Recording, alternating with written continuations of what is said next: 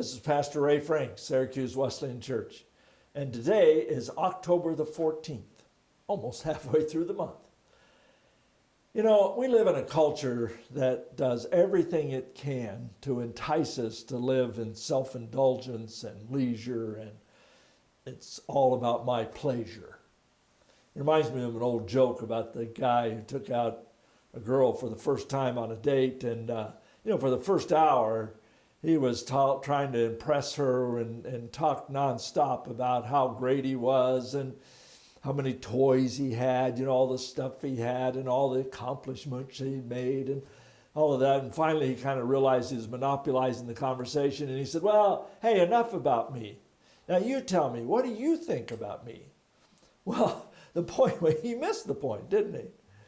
But followers of Jesus, it's just the opposite. We don't seek to be served. We seek to serve others. Jesus himself gave us that pattern.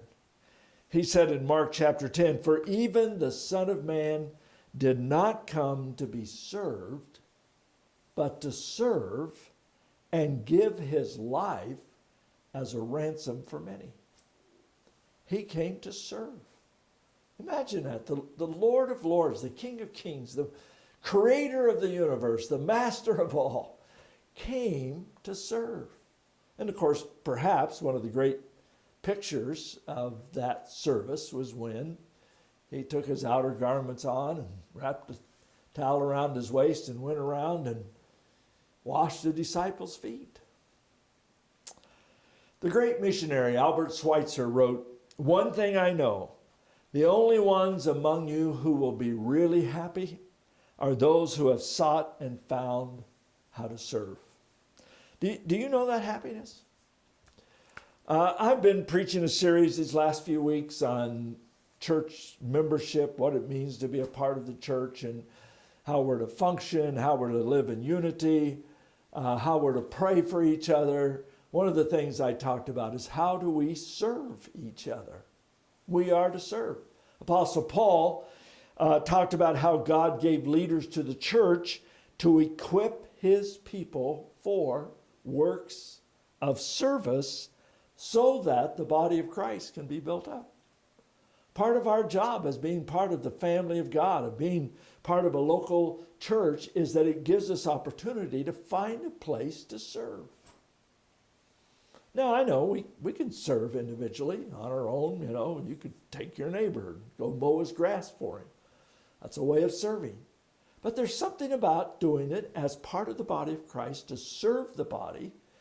And I think in that more specific way to be serving Jesus himself. And I'm just to be honest with you, today I'm feeling very proud and pleased with the level of service here at our local church, Syracuse Wesleyan Church. We had an opportunity this last weekend. I mentioned last week that Aunt Violet had passed away, and the funeral service was Saturday. And usually we serve a funeral meal, a luncheon meal to the family. But often we use either the county fairgrounds or the VIP center or the Napa building or something, because we're not really set up to do that much at the church. But every venue that we checked was already occupied or reserved. And so our folks said, you know what, we can do it.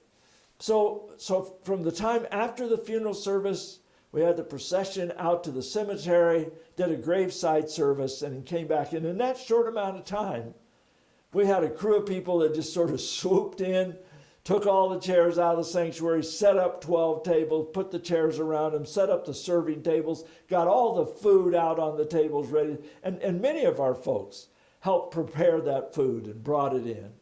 And then served the lunch.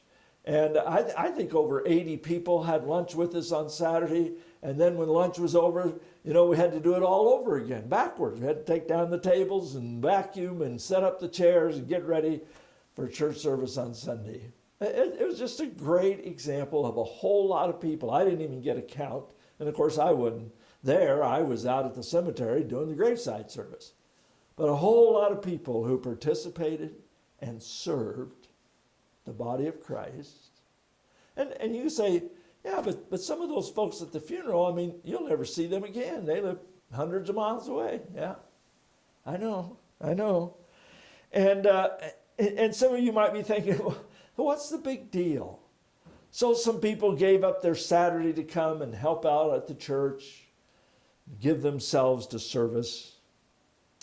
But I want to suggest to you that no act of service goes unnoticed by Jesus. Jesus said that even giving a drink of cold water in his name will be rewarded and celebrated in heaven. So let me ask you, have you found your place of service in a local church, in the local body of believers? Have you found that place, and are you faithfully serving as unto the Lord? Pastor Scotty Smith prayed, make us prefer the hidden place of service over the public place of being noticed.